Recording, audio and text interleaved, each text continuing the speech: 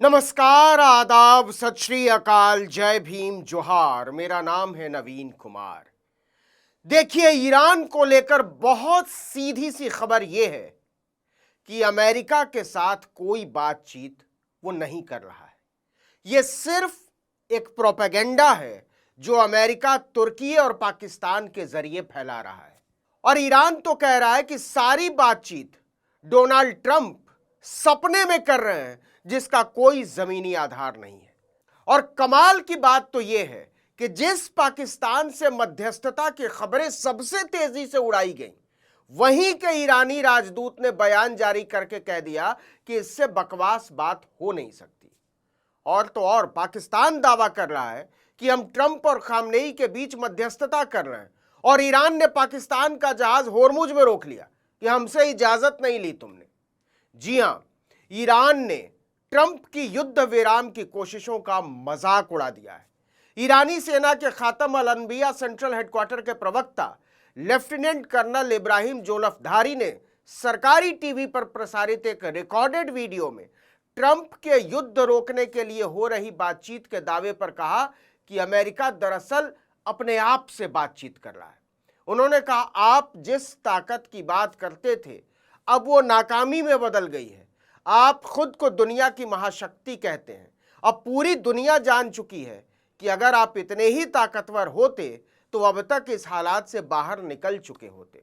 Iran ने America और Donald Trump की खिल्ली उड़ाते हुए कहा कि अपनी हार को समझौते का नाम मत दीजिए। आपके खोखले वादों का दौर अब खत्म हो चुका है। हम आपके झांसे में और नहीं आने वाले। वहीं पाकिस्तान में ईरान के राजदूत रजा अमीरी मोगदाम ने भी कहा है कि ईरान और अमेरिका के बीच अब तक कोई भी बातचीत नहीं हुई। उन्होंने कहा, हमने भी मीडिया में ऐसी खबरें सुनी हैं, लेकिन मेरी जानकारी के अनुसार ट्रंप के दावों में कोई सच्चाई नहीं है। हकीकत यह है कि दोनों देशों के बीच अब तक न तो सीधी और न ही परोक्ष बातचीत हुई है। हालांकि मोगदाम ने यह जरूर कहा कि कुछ मित्र देशों ने दोनों पक्षों के साथ बातचीत के लिए संपर्क किया है ताकि युद्ध को खत्म करने की कोशिश की जा सके, लेकिन बातचीत शुरू होने या समझौते की शर्तों का कोई रोड मैप होने के दावों में जरा सी भी सच्चाई नहीं है।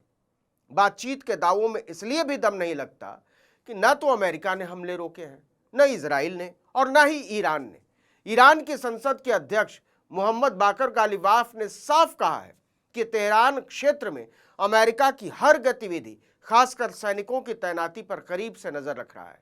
उन्होंने सोशल मीडिया प्लेटफॉर्म ट्विटर पर लिखा, जनरलों ने जो नुकसान किया है उसे सैनिक ठीक नहीं कर सकते। हमारे इरादे पर रखने की कोशिश मत करो, वरना अंजाम अच्छा नहीं होगा। खुद इजरायली आर्मी रेडियो के मुताबिक ईरान ने 40 मिनट के भीतर इजराइल की ओर 4 मिसाइलें दागी। रिपोर्ट के अनुसार इस दौरान तेल अवीव और आसपास के इलाकों में कई धमाकों की आवाजें सुनी गई। ईरानी सेना के जनसंपर्क विभाग ने यह भी दावा किया है कि ईरानी सेना की क्रूज मिसाइलों ने अमेरिकी aircraft carrier USS Abraham Lincoln को निशाना बनाया है। बयान में कहा गया है कि मिसाइल ने टारगेट को हिट किया। हालांकि इस दावे पर अमेरिका की ओर से अभी तक कोई प्रतिक्रिया सामने नहीं आई है। इतना ही नहीं, कहा जा रहा है कि ईरान ने इराक में एक होटल पर हमला किया है जहां अमेरिकी अधिकारी ठहरे हुए थे। इसी के साथ पश्चिमी इराक के अनबार इलाके में एक पैरामिलिट्री ठिकाने को भी निशाना बनाया गया है। सुरक्षा अधिकारियों के मुताबिक एक फाइटर जेट से 2 मिसाइलें दागी गईं। हमले में हश्द अल शाबी नाम के समूह को निशाना बनाया गया। यह पहले एक पैरामिलिट्री संगठन था, लेकिन अब इराक की सरकारी सुरक्षा व्यवस्था का हिस्सा माना जाता है, जो अमेरिका के लिए मूल तौर पर काम करता है। गौर करने वाली बात यह है कि यह हमला उसी बेस पर हुआ है जिस पर एक दिन पहले भी अटैक हुआ था। इसमें 15 लड़ाकों की जान चली गई थी। ईरान ने कुवैत हवाई अड्डे पर भी जबरदस्त ड्रोन हमला किया, जिससे पूरा इलाका धुएं से भर गया। वहीं एसोसिएटेड प्रेस ने एक रिपोर्ट दी है कि अमेरिकी सेना की 82वीं एयरबॉर्न डिवीजन के 1000 से ज्यादा सैनिकों को मिडिल ईस्ट की तरफ रवाना किया जा रहा है। CNN ने भी इस खबर पर मुहर लगाई है। 82वीं एयरबॉर्न डिवीजन का बेस नॉर्थ कैरोलिना है। यह अमेरिकी सेना की खास यूनिट है जो मात्र 18 घंटे के भीतर दुनिया के किसी भी हिस्से में तैनात की जा सकती है। इसीलिए इसे इमीडिएट रिस्पॉन्स फोर्स यानी IRF कहा जाता है। इस डिवीजन में लगभग 4-4 हजार सैनिकों की 3 कॉम्बैट टीमें, एक एविएशन ब्रिगेड जिसमें अटैक, ट्रांसपोर्ट और कार्गो हेलीकॉप्टर शामिल हैं, एक आर्टिलरी यूनिट, एक लॉजिस्टिक ब्रिगेड और मुख्यालय बटालियन शामिल है। इसीलिए कहा जा रहा है कि अगर सचमुच में अमेरिका युद्ध रोकने को लेकर गंभीर होता तो 82वीं एयरबॉर्न डिवीजन को रवाना करने की नौबत ही क्यों आती। इसका मतलब तो यह हुआ कि अमेरिका अब और घातक लड़ाई की तैयारी कर रहा है।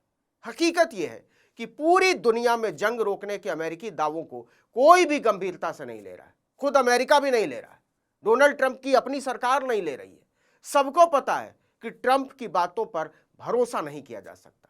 इसी वजह से जंग रोकने के प्रस्ताव के पूरे 2 दिन बाद स्पेन के प्रधानमंत्री पेड्रो सांचेज ने कहा कि यह जंग 2003 के इराक युद्ध से भी ज्यादा खतरनाक होने जा रही है। स्पेन की संसद में बोलते हुए सांचेज ने कहा कि यह 2003 के इराक वॉर जैसी लड़ाई नहीं है, हम इससे कहीं ज्यादा गंभीर स्थिति का सामना कर रहे हैं।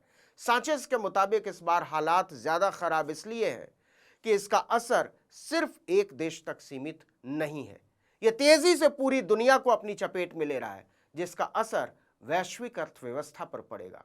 तेल और ऊर्जा संकट तेजी से बढ़ता चला जा रहा है। आपको बता दें कि 2003 में अमेरिका और उसके सहयोगी देशों ने बिल्कुल उसी तरह के बहाने बनाकर इराक पर हमला किया था, जिस तरह के बहाने बनाकर उसने इस बार ईरान पर हमला बोला। उस युद्ध के बाद पूरे मध्य पूर्व में अस्थिरता बढ़ गई थी। संयुक्त राष्ट्र के मानवाधिकार प्रमुख वोल्कर तुर्की ने भी चेतावनी दी है कि जारी युद्ध ने खतरनाक और अनिश्चित स्थिति पैदा कर दी है। संघर्ष इतना गंभीर है कि दुनिया में कोई इससे अछूता नहीं रहेगा। तो कहने का मतलब यह है कि तुर्की हो या पाकिस्तान, सब सिर्फ हवा में बातें कर रहे हैं। अभी भी तुर्की के विदेश मामलों के उपाध्यक्ष हारून अरमगान ने कहा है कि उनका देश ईरान और अमेरिका के बीच संदेश पहुंचाने की भूमिका निभा रहा है। रॉयटर्स से बातचीत में उन्होंने बताया कि अंकारा का मकसद तनाव कम करना और दोनों देशों के बीच सीधी बातचीत का रास्ता तैयार करना है। गौर कीजिए, अरमगान ने कहा कि तुर्की के अमेरिका और ईरान दोनों के साथ अच्छे रिश्ते हैं।